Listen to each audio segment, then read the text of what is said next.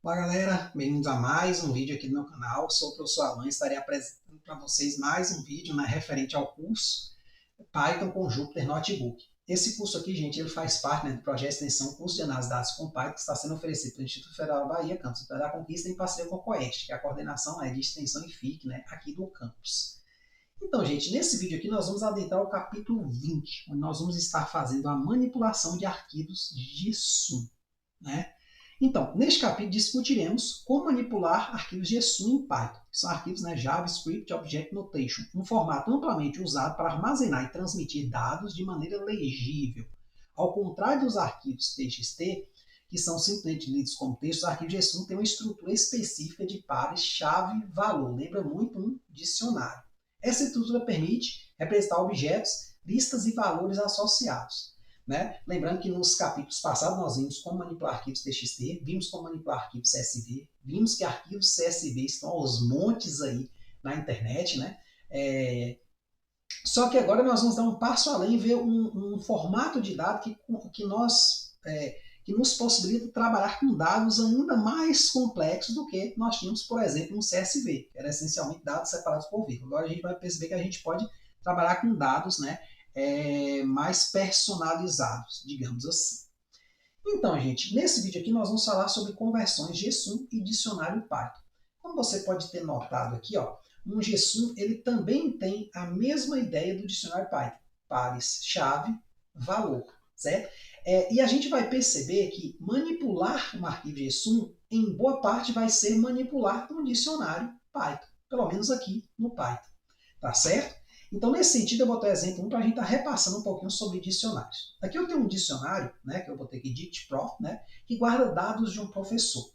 Aqui eu tenho a chave professor e o valor dessa chave Alan. A chave área e o valor dessa chave matemática.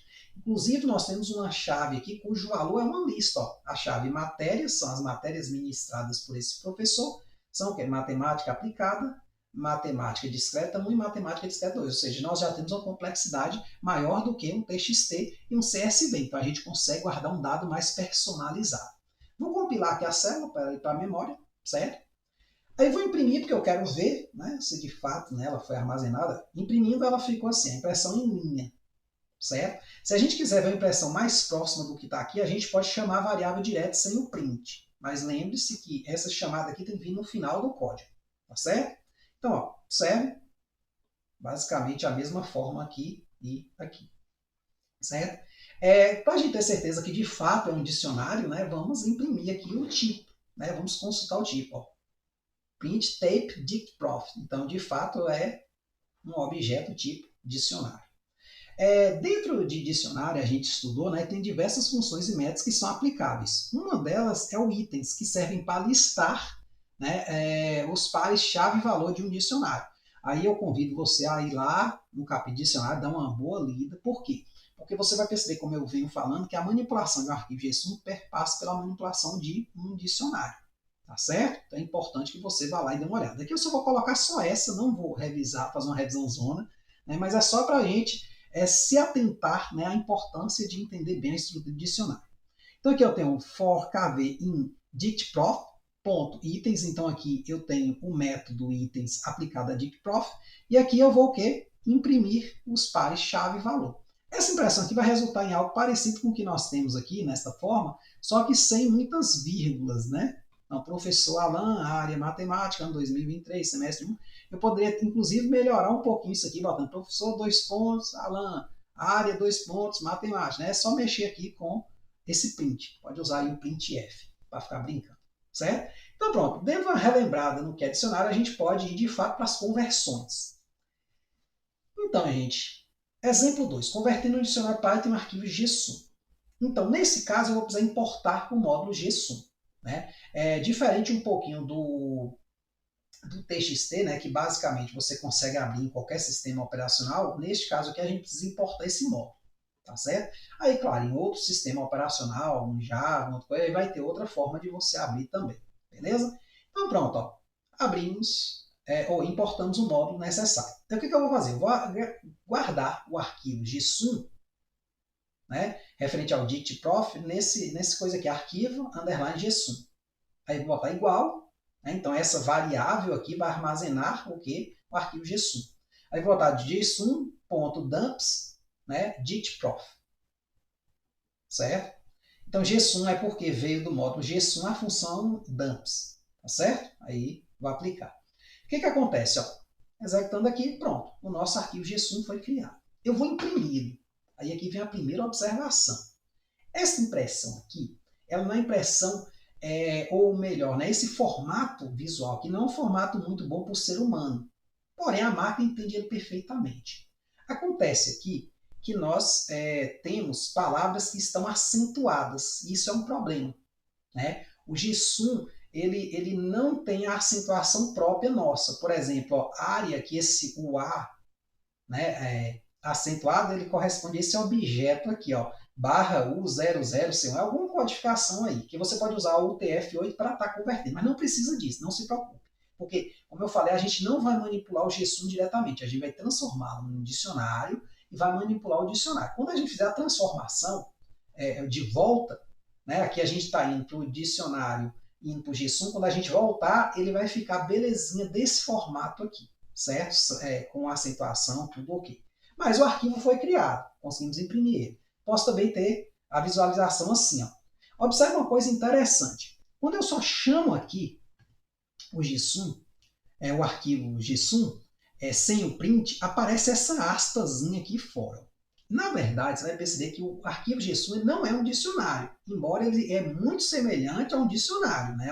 Convenhamos, né? Eu tenho aqui uma chave, 2 pontos, o valor. Aqui eu tenho outra chave, mesmo que tenha um nome estranho, mas a gente sabe que é área, né? Outro valor, matemática. Está escrito estranho, mas é matemática mesmo. O que acontece? Aí o tipo aqui, quando a gente aplicar, ele vai dar o quê? Ó? O tipo quando eu tenho aspas fora de um objeto, né? De uma estrutura? Vai ser o quê? Uma string. Então o arquivo JSON, na verdade, é uma string. Só que é uma string com uma formatação interna já pronta para ser transformada num dicionário, certo? Então, observe isso aí, tá certo? Aí vamos fazer a conversão agora inversa, convertendo o arquivo JSON em um dicionário Python. Então, nesse caso aqui, eu vou precisar importar o módulo. Aí eu vou pegar uma string no formato JSON, como eu falei, um arquivo JSON é uma string, só que no formato JSON é o quê? Ó? Aqui está a vírgulazinha, ou a vírgula, não, a aspas externa, tá certo? Aqui está a outra para fechar essa string. Dentro eu tenho chaves, 2 pontos, valores. As aspas da chave, se eu não me engano, a gente vai estar falando isso mais à frente, elas são sempre duplas, tá certo?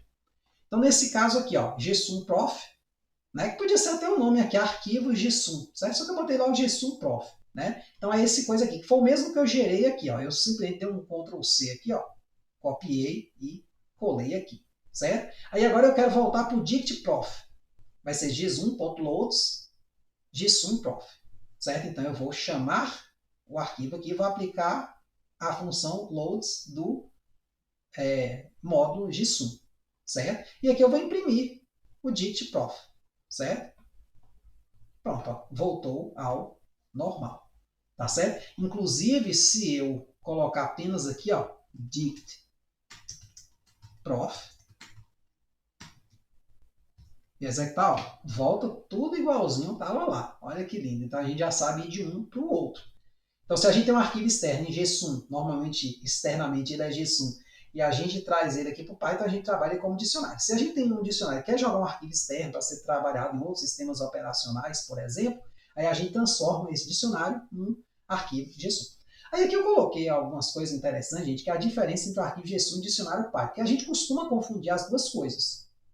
Certo? Aí eu fui dar uma boa pesquisada e percebi que tem diferenças significativas, embora visualmente falando pareça que não, certo? Então, ó, diferenças entre o JSON e o dicionário Python.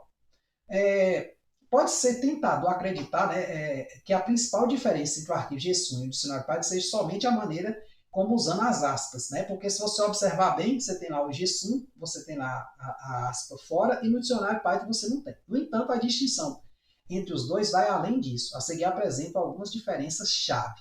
Primeiro, natureza e uso.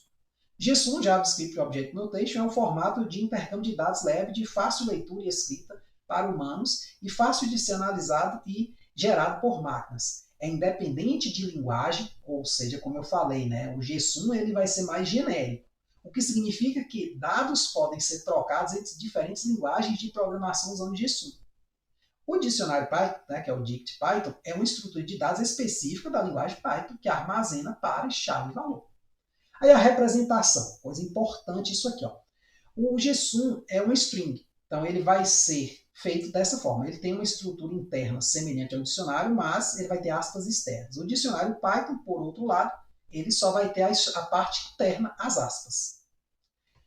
Questão das aspas. O GSUM sempre utiliza aspas duplas para representar chaves e strings. Dicionário Python pode usar simples ou dupla, como a gente já viu lá na parte de dicionário. Tipos de dados. GSUM tem tipos de dados limitados. Número, string, booleano, array, objeto e null. Então, isso aí a gente, quando viu no caso de dicionário, pode ir um pouco mais além, talvez. Então, o GSUM é um pouco mais limitado. Ele vai guardar informações onde achar. Pode ser um número, string, booleano, array, ou um objeto e null. Certo? Dicionário. Pode armazenar quase todo tipo de dado Python, como valor, números, strings, lista, outros dicionários, objetos, funções e assim por diante. Função, né, do arquivo GSUM. Serve principalmente para transmitir dados entre um servidor e uma aplicação web ou entre diferentes partes de uma aplicação. Já o dicionário serve como uma estrutura de dados fundamental em Python para armazenar e organizar dados. Para converter entre essas duas representações em Python, usamos o módulo GSUM e aí aplicamos o dumps para ir do dicionário para um GSUM e aplicando o loads, né, a função loads para ir de um objeto GSUM, né, para um dicionário Python. Tá certo? Então leia com calma isso aqui, porque é tentador. A gente pensa que é a mesma coisa, mas no final das contas não é. Como ele coloca aqui, né, onde eu pesquisei as diversas referências, né, o GSUM ele é algo genérico. Quando eu produzo um arquivo GSUM, eu posso jogar para outra pessoa que tem lá um Linux, né, que tem outro sistema operacional lá, ou, por exemplo, outra linguagem de programação, e ela vai conseguir ler esse arquivo. Claro que vai ter a forma específica dele fazer essa leitura. Já um dicionário Python é um dicionário Python, só funciona no Python. Tá certo? Então é isso aí, gente. Espero que vocês tenham entendido, espero que tenham gostado. Muito obrigado. Até a próxima.